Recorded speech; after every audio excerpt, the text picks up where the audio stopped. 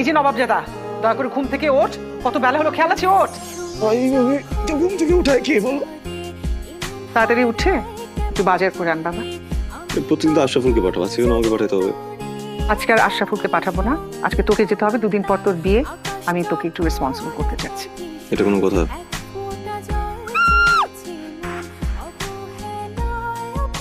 দেখে হাঁটবেন না, হ্যাঁ? এইভাবে কেউ চলে আসে রাস্তার মাঝে?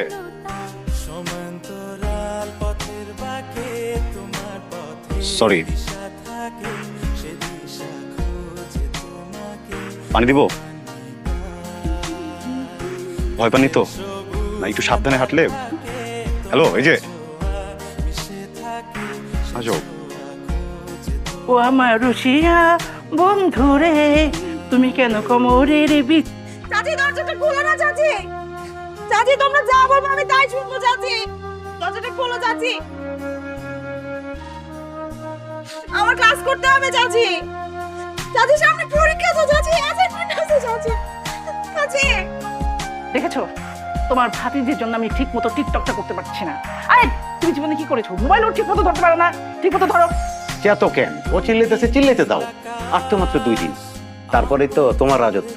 2 দিন 4 দিন আমি বুঝি না। তুমি ওকে থামাও, আর আমি এখন সুন্দরভাবে টিকটকটা করতে চাই, প্লিজ।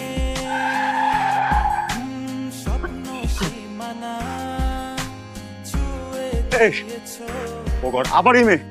এই যে আদি, ওরা ওরা আমাকে এই যে হ্যালো। আপনি কি এই পেশেন্টের লোক? জি, ওনার জ্ঞান ফিরেছে, আপনি কাইন্ডলি একটু ভিতরে যান। Thank you. কি অবস্থা, অনেক কেমন লাগছে এখন? আমাকে কেন হেল্প করতে গেলেন? কেন আমাকে মরে যেতে দিলেন না? মরার কথা কেন বলছেন? আপনার ফ্যামিলি আছে, তাদের দিকটা তো একটু ভাবতে হবে নাকি? ফ্যামিলি?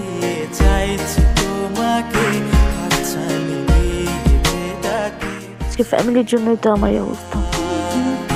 নদীর শেষে আকাশ নীলে স্বপ্নগুলো মেলে দিল তারা। মা, কিরে পরাগ, কি করিস তুই?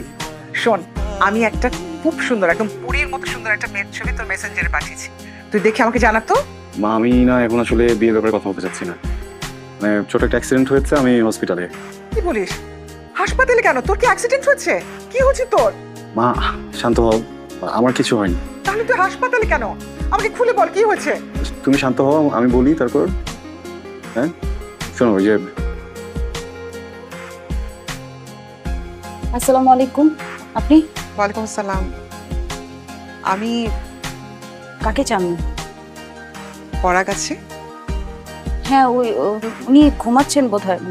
কি তার পরিচয়? এখনো ঘুমাচ্ছে? পরাগ, পরাগ। আপনি কে? মানে আপনার একটু পরে তুমি জানতে পারবে।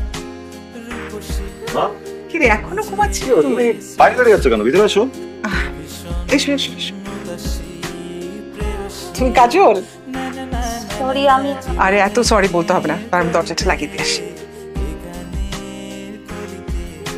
আজকে থেকে এটা তোমার বাসা, ঠিক আছে?